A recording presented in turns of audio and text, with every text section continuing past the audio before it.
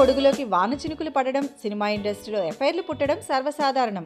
రీసెంట్గా జగపతి బాబుకి Priyamani and విమలారామన్తో FIRs ఉన్నాయనే మాట వినపడుతోంది.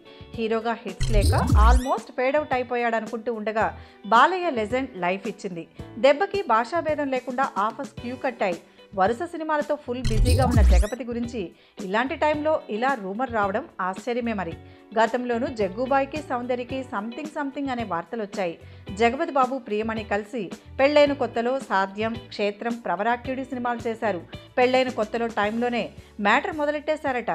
ఇక విమల విషయానికి వస్తే గాయం సీక్వెల్, చట్టం సినిమాలు చేసింది. ఈమెతో కూడా తీపి జ్ఞాపకాలు ఉన్నాయట.